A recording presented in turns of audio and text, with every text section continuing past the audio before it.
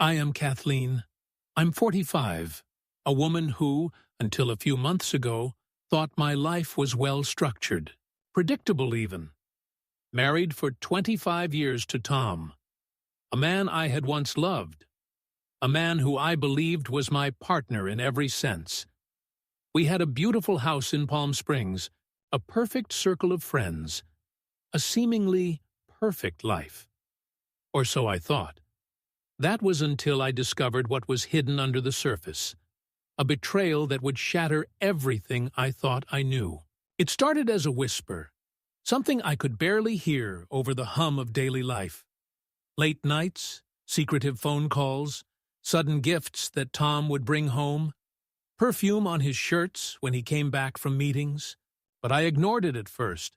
I didn't want to believe it. And then, one night, I found the evidence.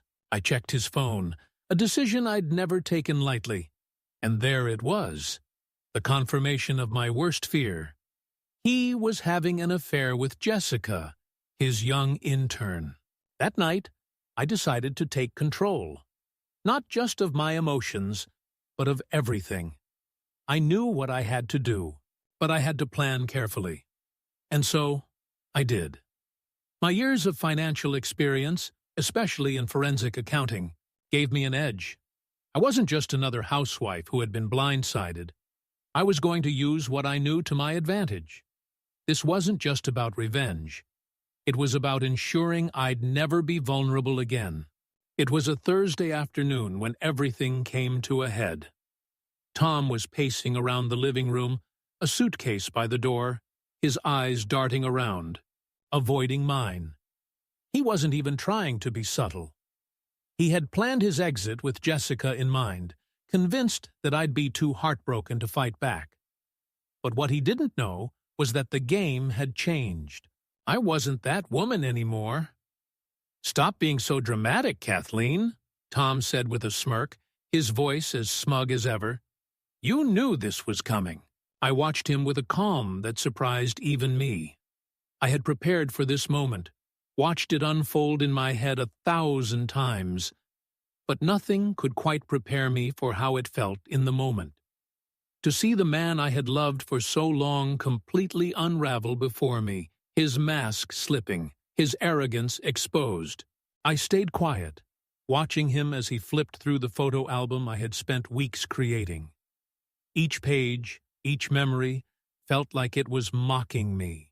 Our wedding day, the family gatherings, the vacations, memories of a life that now seemed like a cruel joke. "You're right about one thing, Tom," I finally said, my voice steady despite the emotional storm inside me. "This evening isn't going as planned."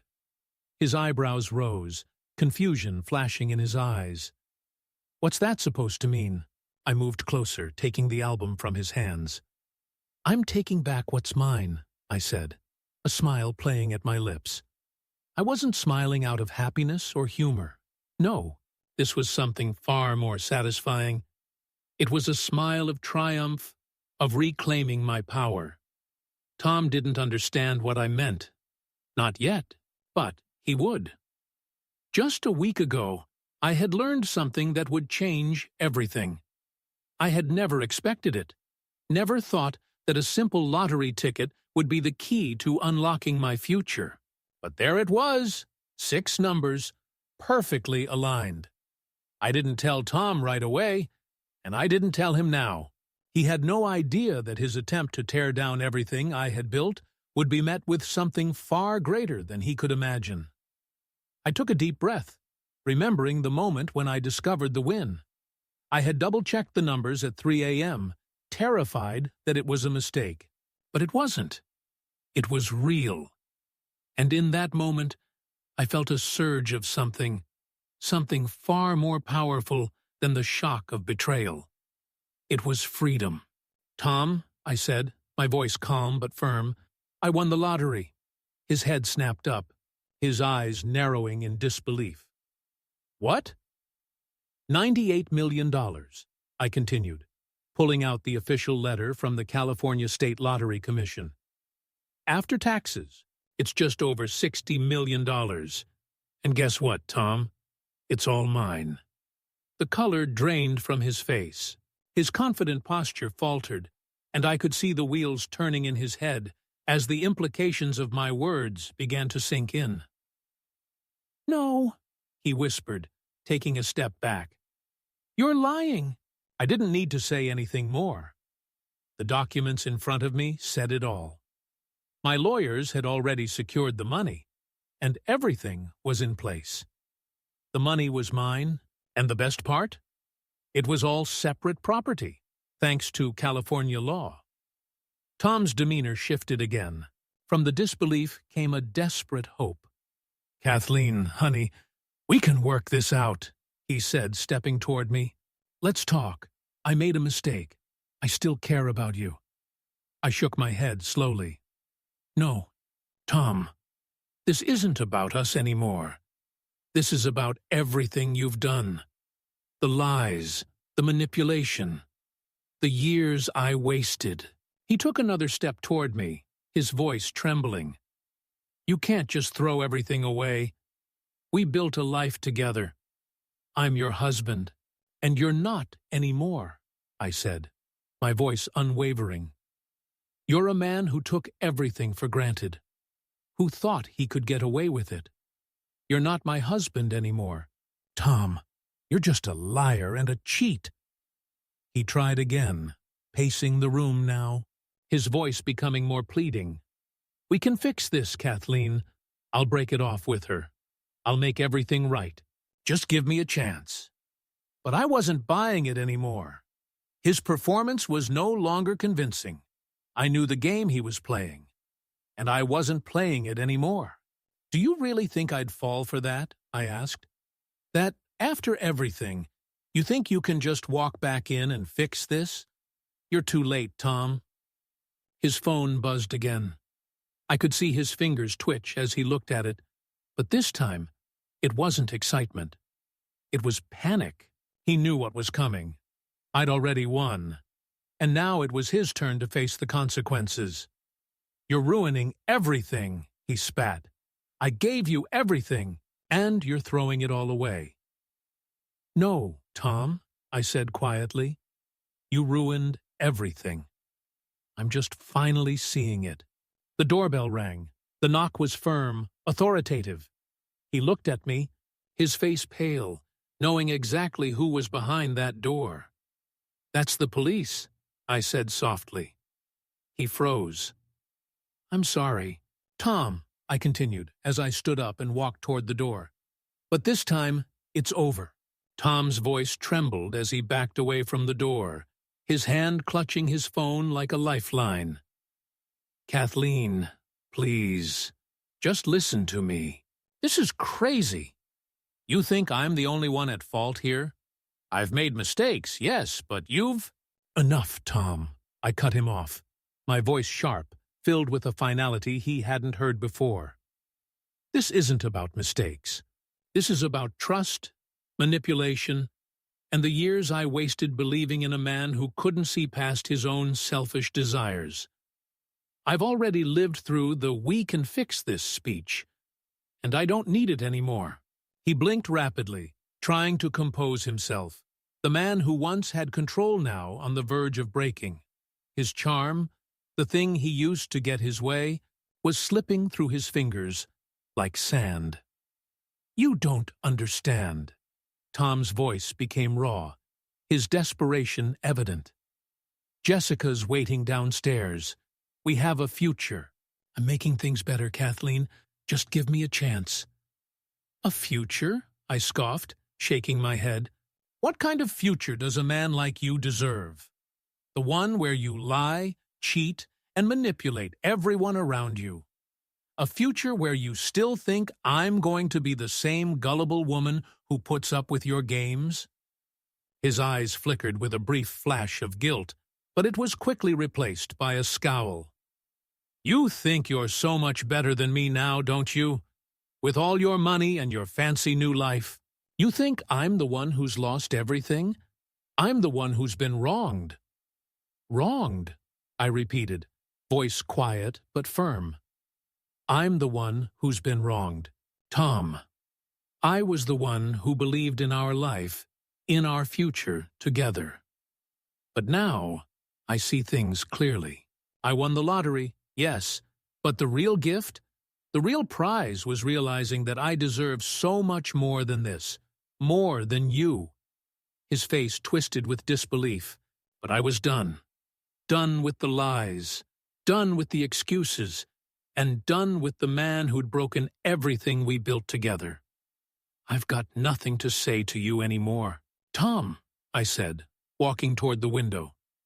Nothing left to give. The truth has come out.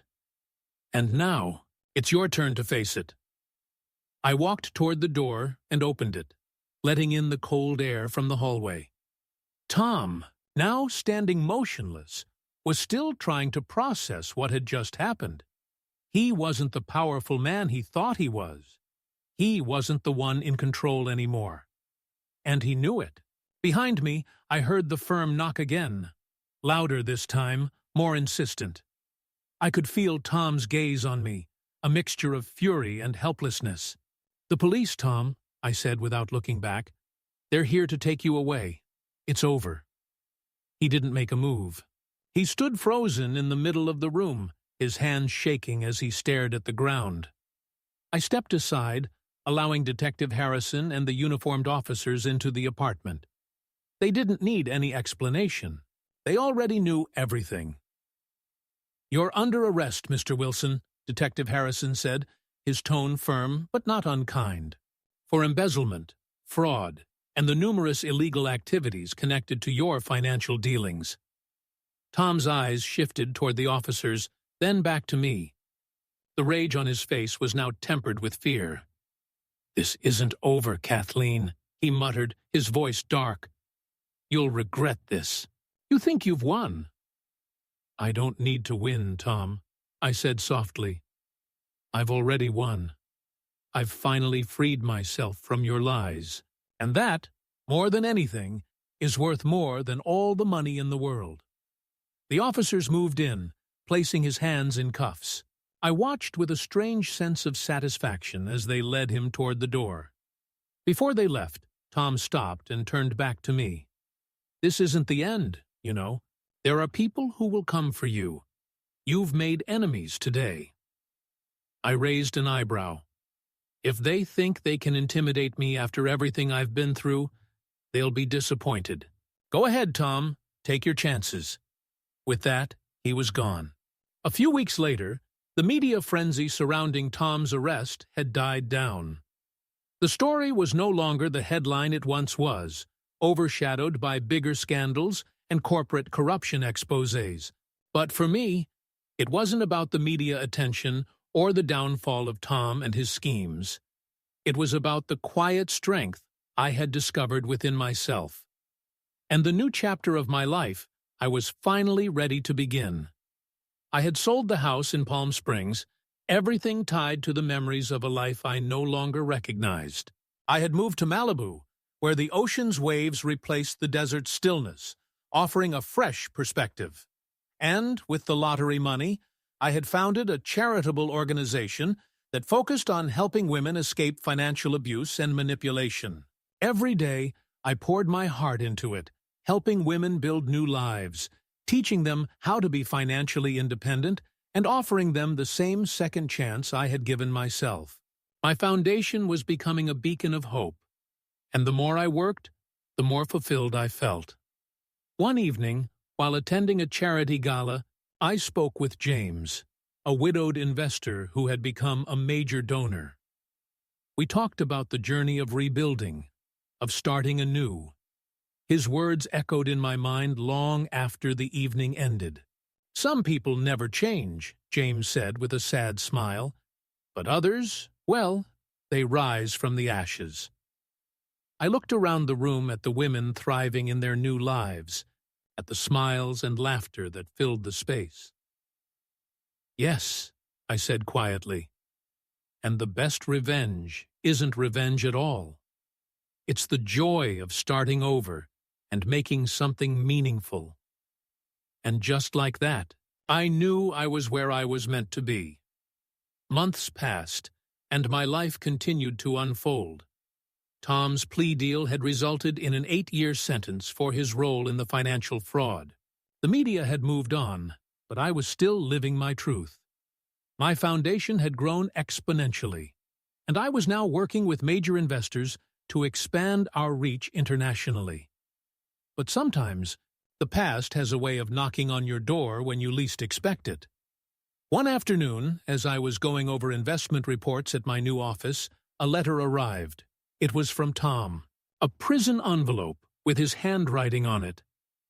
I opened it hesitantly, and there it was, an apology, a plea for forgiveness. He had found God, he said, and he wanted to make amends. He mentioned hearing about my foundation and asked if we could work together once he was released. I laughed. Even after everything, he was still looking for a way to make money off of me. But I wasn't angry. I was grateful, because in that moment, I realized how far I had come, how much I had grown. I shredded the letter without responding.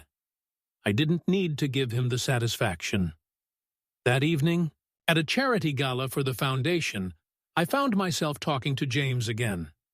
He had been a supporter of my cause from the beginning, and now we were both part of a movement that was changing lives. "Remember that photo album that started it all?" I said with a sly smile. "I finally found a good use for it." "Oh?" James raised an eyebrow. "I donated it," I replied, "to a museum's exhibition about financial fraud and domestic abuse."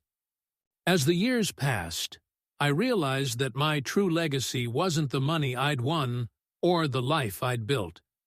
It was the lives I had touched and the people I had helped to rise above their struggles. My foundation became a beacon of hope for women, a testament to resilience and a reminder that no matter how difficult life gets, there's always a way forward. And in the end, that was the true victory. The best revenge isn't about destroying your enemies or getting even. It's about building something better, something meaningful. Life isn't just about what happens to you. It's about how you rise above it, how you turn your pain into purpose, and how you help others find their strength too. What do you think? Have you ever faced a betrayal that forced you to reinvent your life? Let us know in the comments below. Don't forget to like and share the story. Someone you know might need to hear it.